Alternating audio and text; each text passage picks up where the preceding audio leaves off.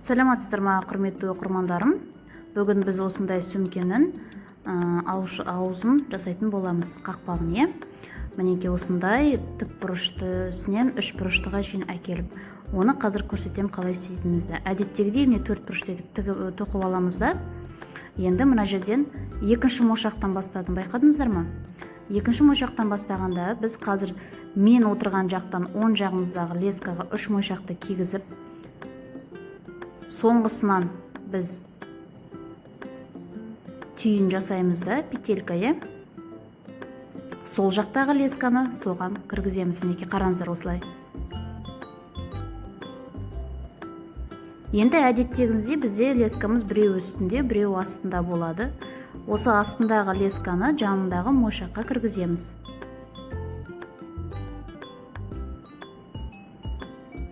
Мұқият боламыз, бұл жердегі біздің түйініміз мошақтың ортасында тұру керек міндетті түрде. Міне тартып қойдым. Енді лескамды жанындағы мошаққа кіргіземін.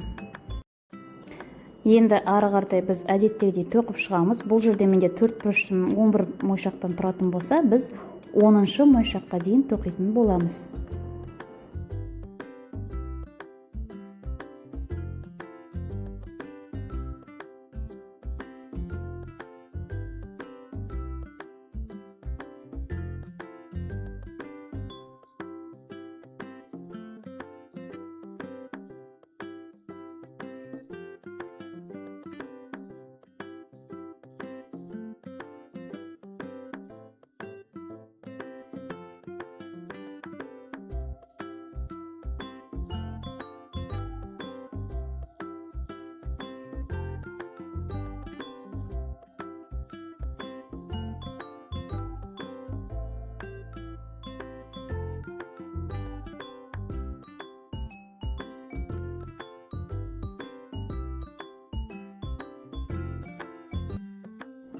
Міне соңғы мошаққа, жаңағы 10-шы мошаққа жақындадық. Қазір мен тартамда астыңғы лесканы 10-шы мошаққа кіргізем.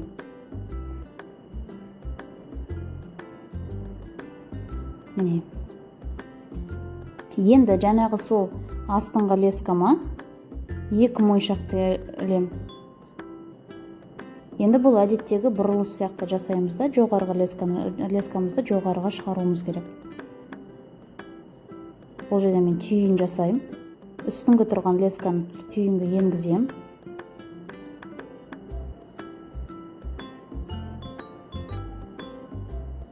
Тартып қоямыз.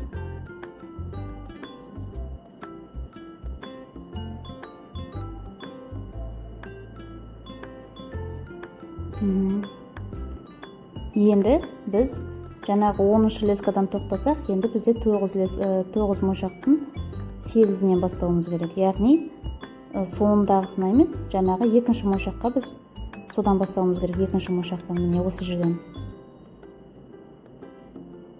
Ол үшін біз лескамызды кері қайтарып, жаңағы 4 бұрыштысымен міне осылай жанындағы мошақтардан кіргізіп, 7-ші мошақтан біз шығаруымыз керек. Мына 2-ші лесканы дәл солай кіргіземіз де, оны астындағы мошақтан шығаруымыз керек.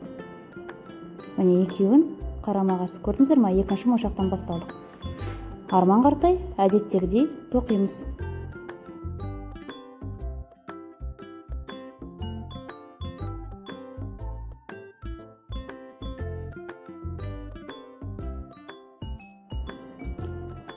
Міне бұл жерде де біз соңғы мошаққа жақындадық. 7-ші мошаққа, е? 2-ші мошақ деп айта аламыз, оны теріс санағанда. Дәл солай астыңғы лесканы біз өткіземіз мошаққа, мінеки. Енді астынан шыққан лескаға 2 мошақтан да бұлай бүйірінен ары қаратай өріп тоқып шығамыз.